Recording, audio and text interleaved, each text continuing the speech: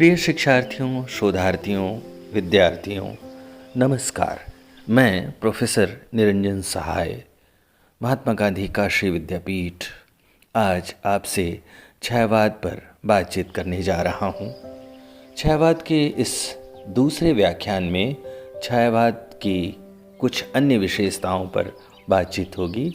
साथ ही व्याख्यान के अंतिम हिस्से में छायावादी कविता की भाषा और बिंबों पर विचार करने का भी प्रयास होगा। आइए समझते हैं छायावाद की कुछ अन्य विशेषताओं को। छायावादी रचनाकारों ने रूढ़ मर्यादाओं के विरुद्ध सामाजिक स्वाधीनता और व्यक्तिक चेतना पर बल देने के साथ प्रकृति प्रेम को भी अपनी काव्य भूमि के रूप में चुना। छायावादी कवि प्रकृति के पास जब जाते हैं तब कुछ कारणों के साथ उनकी उपस्थिति होती है प्रकृति के बीच। वस्तुतः जड़ सामूहिकता एवं सामाजिकता से उबरने के लिए छायावादी रचनाकारों ने प्रकृति में प्रवेश किया। उन्हें लगा कि प्रकृति में उन्मुक्तता एवं स्वच्छंदता के लिए अवकाश है। प्रकृति प्रेम वैज्ञानिक उपलब्धियों से भी जुड़ा है। मनुष्य स्वभावतः द्वंद्वात्मक होता है। वह एक तरफ प्रकृति से संघर्ष करता है तो दूसरी तरफ उससे प्रेम भी करता है। जंगल नष्ट करता है तो बाग आबाद करता है। छायावाद के प्रकृति प्रेम के पीछे सभी कारणों की मौजूदगी है। सामाजिक स्वाधीनता एवं प्राकृतिक मुक्ति से अर्जित छायावादी प्रकृति प्रेम में पाठकों ने एक नई जीवन दृष्टि महसूस की। प्रथम रश्मि कविता में पंत ने सुबह के सूरज की पहली किरण के जादू का प्रभावी चित्रण किया। जहां निराकार तम में सब कुछ अस्पष्ट था, वहां सुंदर सृष्टि दिखाई देने लगी। निराकार तम मानो सहसा ज्योतिपुंज में हो साकार, बदल गया द्रुत जगत जाल में धरकर नाम रूप नाना। इसके बाद तो जैसे पूरी प्रकृति झूमने लगी। हर तरफ जागरण का संदेश फैल गया। खुले पलक फैली सुवर्ण छवि, जगी सुरभि डोले मधुबाल, स्पंदन कंपन और नवजीवन सीखा जगने अपनाना। नवजीवन की यह अर्थ छवि छायावादी कवि की निजी विशेषता है। छायावादी कवियों ने स्वतंत्र प्रकृति चित्रण में जो मिसाल कायम की, वह आधुनिक हिंदी कविता में एक उल्लेखनीय संदर्भ है। कहना न होगा, इससे प्रकृति की स्वतंत्र सत्ता का बोध हुआ। जहां पहले अधिक से अधिक प्रकृति का चित्रण कथा प्रसंग अथवा मानवीय क्रिया की पृष्ठभूमि में किया जाता था, वहीं छायावादियों ने प्रकृति को इतना महत्व दिया कि किसी अपरिचित और छोटे से फूल के पौधे को भी स्वतंत्र रूप से कविता का विषय बनाया। ओस की बूंद पर कविता के पूरे विधान को रचा गया। पंत ने बादल पर एक पूरी कविता लिखी। उपेक्षित प्रकृति को छायावादी कवियों ने पूरा सम्मान दिया और इस प्रक्रिया में उसे मध्ययुगीन बंधनों से मुक्त किया। महादेवी वर्मा ने प्रकृति की विराटता को मां के गरिमा में रूप से संबद्ध करते हुए कहा, इन स्निग्ध लटों से छा दे तन, पुलकित अंकों में भर विशाल, झुक सस्मित शीतल चुंबन से, अंकित कर इसका मृदुल भाल, दुलरा देना बहला देना, यह तेरा शिशु जग है उदास। आधुनिक दृष्टि ने जिस विराट चेतना को देखा था, उसके सम्मुख प्रकृति के प्रति ऐसी श्रद्धा स्वाभाविक थी। मशहूर आलोचक नामवर सिंह ने लिखा, वस्तुतः प्रकृति ने जिस दिव्य रूप में आधुनिक मानव को दर्शन दिया था, उसकी विराटता के सामने कवि की यह श्रद्धा स्वाभाविक है। इसीलिए कुछ कवियों ने विश्व सुंदरी प्रकृति पर चेतनता का आरोप करके उसे विश्व प्रिया शक्ति का रूप दे दिया, और कुछ ने प्रकृति की अनेक रूपता में परिवर्तनशील विभिन्नता में तारतम्य खोजने के फलस्वरूप उसके कारण पर मधुरतम व्यक्तित्व का आरोपण करके अपना प्रिय बना लिया। पहली प्रवृत्ति प्रसाद की है और दूसरी महादेवी की। छायावादी कविता के विश्लेषक यह मानते हैं छायावाद पूर्व के युगों में प्रकृति के इस विराट रूप का चित्रण नहीं मिलता। छायावादी कविता प्रकृति के साथ स्त्री को भी कविता के प्रधान विषय के रूप में चुनती है।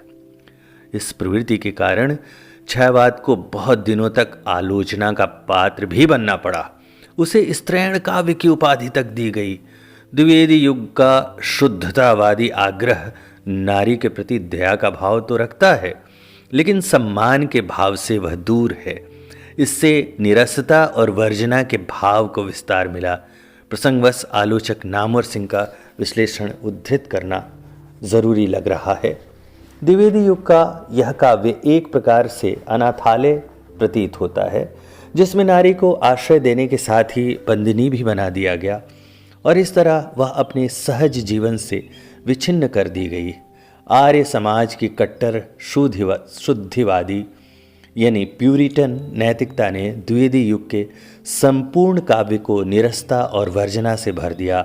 चारों ओर निरस विशद गुणमय फल वाले कपास का वातावरण छा गया।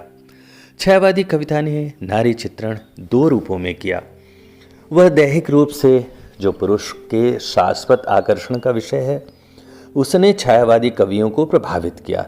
दूसरा वह रूप है जिसमें स्त्री को बंधन मुक्त करने की चाहत है। आप देखेंगे कि छायावाद नारी के प्रति मानवीय सहृदयता की दृष्टि रखता है।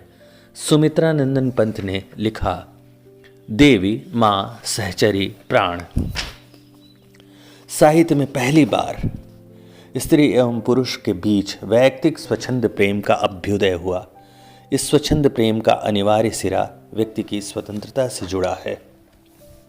नारी को प्रेयसी का ऊंचा आसन इसी चेतना के कारण दिया गया। छायावादी कवियों ने प्रेयसी, प्रिय, प्रियतमे और सजनी जैसे संबोधनों का प्रयोग बहुतायत रूप में किया।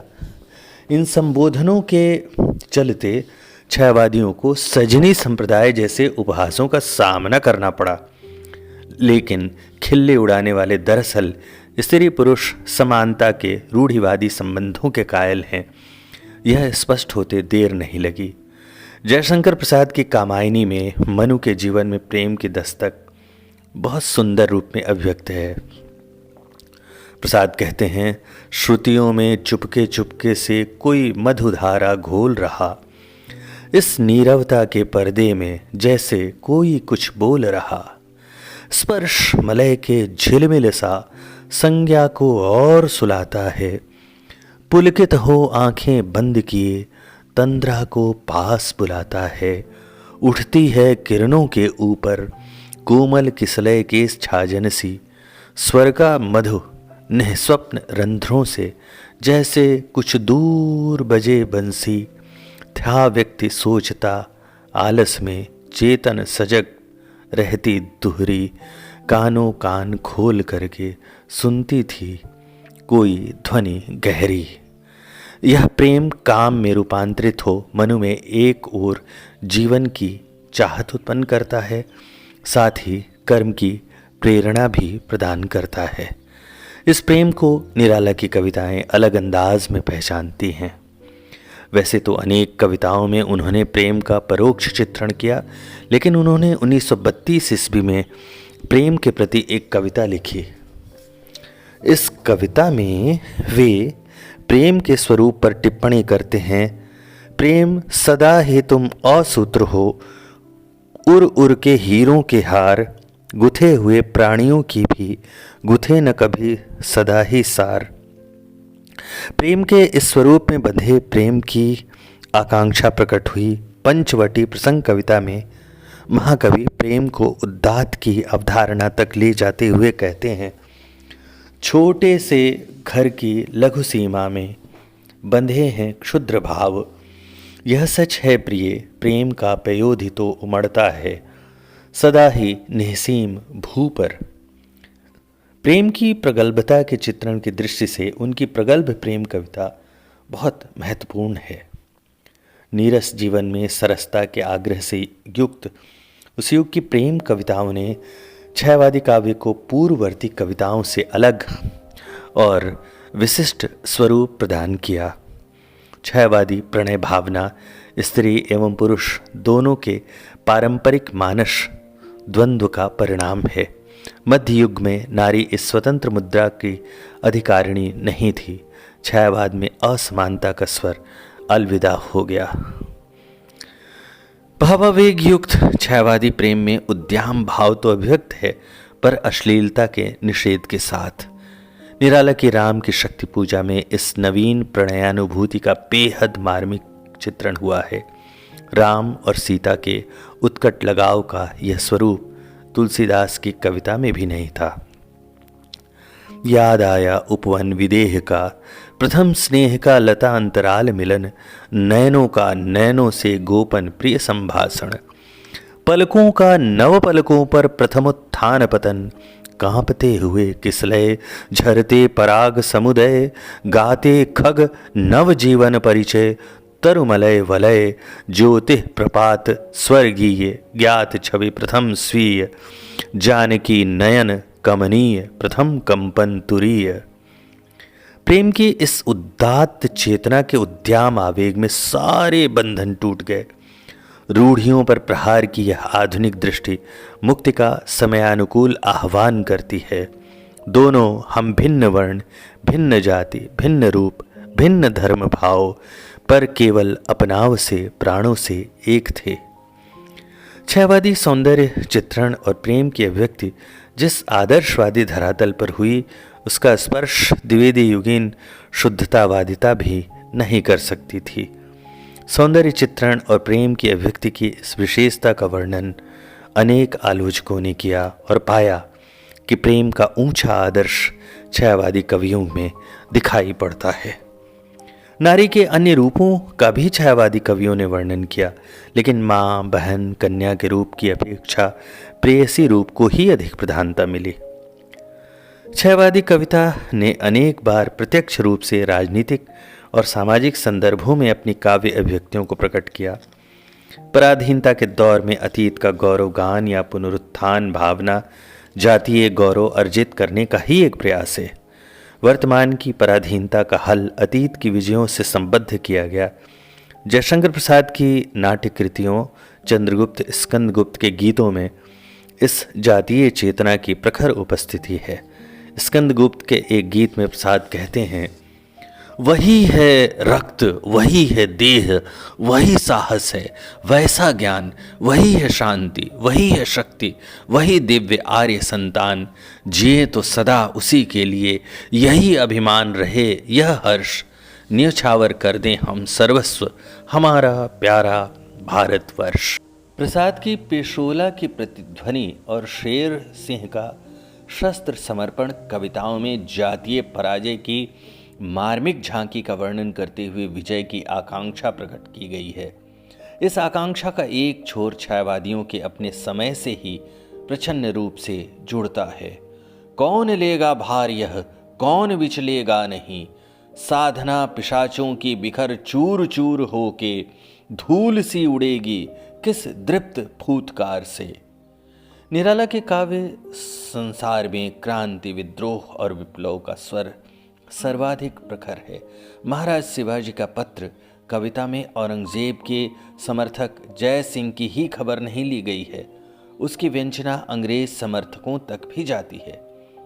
एकीभूत शक्तियों से एक हो परिवार, फैल संवेदना व्यक्ति का खिंचाव, यदि जातिगत हो जाए देखो परिणाम फिर, स्थिर न रहेंगे पैर, पस्त हौसला होगा, ध्वस्त होगा साम्राज्य, जितने विचार आज मारते तरंग हैं, साम्राज्यवादियों की भोग वासनाओं में, हिंदुस्तान मुक्त होगा घोर अपमान से, दासता के पाश कट जाएंगे। लेकिन यह ध्यान देने योग्य है कि अतीत की चर्चा के बावजूद वे उस स्वर्ण युग में लौटने की तरफदारी नहीं करते। वहाँ अतीत प्रेरणा स्रोत के रूप में उपस्थित है। छायावादी कवि समकालीन संदर्भों में उद्बोधन का नया संदर्भ अतीत की पीठिका पर रच रहे थे। इसे चंद्रगुप्त नाटक के इस प्रयाण गीत से बखूबी समझा जा सकता है। हिमाद्रि तुंग संग से प्रबुद्ध शुद्ध भारती, स्वयं प्रभा समुज्ज्वला स्वतंत्रता पुकारती। अमर्त्य वीर पुत्र हो दृढ़ प्रतिज्ञ सोच लो, प्रशस्त पुण्य पंथ है बढ़े चलो बढ़े चलो। अंतर्वस्तु या कविता के आंतरिक सौंदर्य भावना के अनुरूप ही रूप विन्यास की निर्मिति होती है। द्विवेदी युग की कविता का रूप विन्यास आर्य सामाजी सौंदर्य भावना से प्रेरित होने के कारण सादा और सरल है। इस संसार में राग रंग की वस्तुओं का प्रवेश वर्जित है। यहाँ प्रकृति चित्रण का अंदाज कुछ इस तरह है। कहीं लौकियाँ लटक रही हैं, काशी फल कुष्मांड कहीं है, और किसी मार्मिक संदर्भ की पुनर्रचना का अंदाज है। हम कौन थे, क्या हो गए और क्या होंगे अभी, आओ विचारें आज मिलकर ये समस्याएं सभी। इससे अलग छायावादी रूप विन्यास अलंकार और रूप सज्जा तथा चित्रण शैली की सूक्ष्मता के प्रति अतिरिक्त सजग है। लेकिन इस अलंकार प्रियता और रूप सज्जा की बनावट रीतिकालीन सौंदर्य बोध से भी पर्याप्त भिन्न है। इसे छायावादी रचनाकारों ने अनेक बार स्पष्ट किया।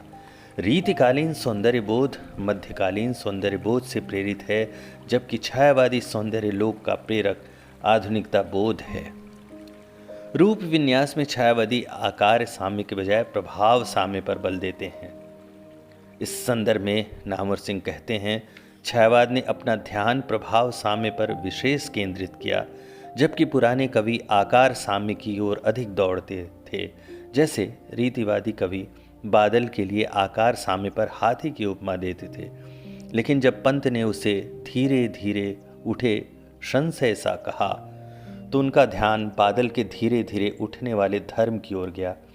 प्रेयसी को चंद्रिका की झनकार, तारिकाओं की तान वगैरह कहना इसी प्रभाव साम्य का परिणाम है। छायावादियों ने प्रभाव साम्य के ही विस्तार स्वरूप प्रतीक योजना में भी विशिष्टता का निर्वाह किया।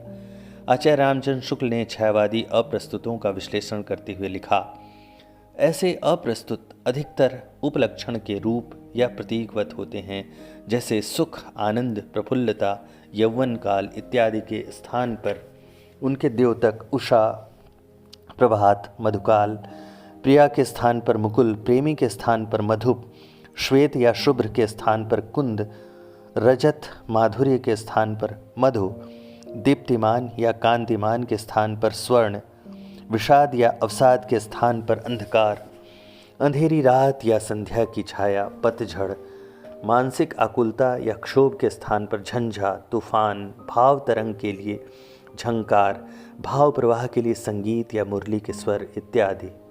आप ध्यान देंगे कि छायावादियों ने रूप विन्यास की एक सर्वथा नई दृष्टि का उन्मेष किया। शब्द समूह की नींव पर रूप विन्यास की पीठिका खड़ी होती है। छायावादियों की काव्य भाषा संस्कृत परंपरा का युगानुग परिष्कार करती है। तत्सम पदावली द्विवेदी युग में भी थी, पर जहाँ द्विवेदी युग में वह खुरदरी थी, वहीं छायावाद में वह कोमल कांत पदावली में रूपांतरित हो मधुर भावों का सुंदर वाहक बनी। ब्रज भाषा की सुदीर्घ काव्य परंपरा के सामने खड़ी बोली काव्य की प्रारंभिक रचनाएं आलोचकों के एक बड़े वर्ग को शंकित कर रही थी। छायावाद ने इस चुनौती को स्वीकार कर अपनी श्रेष्ठता का लोहा मनवाया। नामवर सिंह कहते हैं, पद रचना में छायावाद की होड़ ब्रज भाषा से थी। ब्रज भाषा के समर्थकों का कहना था कि खड़ी बोली में कविता हो ही नहीं सकती। उन्हें खड़ी बोली की खरखराहट इतनी कर्णकटु और पौरुषमय लगती थी कि लोग प्रायः इसे कविता जैसी कोमल वस्तु का माध्यम मानने से इनकार करते थे। जो लोग ब्रजमाधुरी में पगे थे, उन्हें द्विवेदी युग की तथ्यवादी कविता से संतोष न होना स्वाभाविक था। छायावाद ऐसी ही कोमल रुचि वाले लोगों को जवाब देने का उपाय ढूंढ रहा था। भाषा की कोमलता छायावाद का पहला वादा था और कहना न होगा, उसने इसे पूरा कर दिखाया। यहाँ तक कि छायावाद की खड़ी बोली की कविता के सामने ब्रजभाषा खुरदरी मालूम होने लगी। द्विवेदी युग के बाद हिंदी कविता का यह कालखंड अनेक दृष्टियों से उल्लेखनीय साबित हुआ। भाव एवं भाषा की बुनावट और बनावट में उल्लेखनीय प्रस्थानों के कारण यह काव्य समय खड़ी बोली हिंदी कविता के इतिहास का वह संदर्भ बना जिसके बल पर ब्रजभाषा काव्य की सुदीर्घ परंपरा के सामने खड़ी बोली कविता उल्लेखनीय और समयानुकूल साबित हो सकी। जयशंकर प्रसाद, सूर्यकांत त्रिपाठी निराला, सुमित्रानंदन पंत और महादेवी वर्मा जैसे रचनाकारों के प्रभावी सृजन से बना यह कालखंड लगभग 20 वर्षों तक यानी 1918 से 1936 तक हिंदी कविता संसार का नेतृत्व करता रहा। प्रिय विद्यार्थियों, मुझे विश्वास है कि आपने छायावाद की मुकम्मल समझ 2 व्याख्यानों के माध्यम से बना ली होगी। बहुत शुक्रिया, धन्यवाद।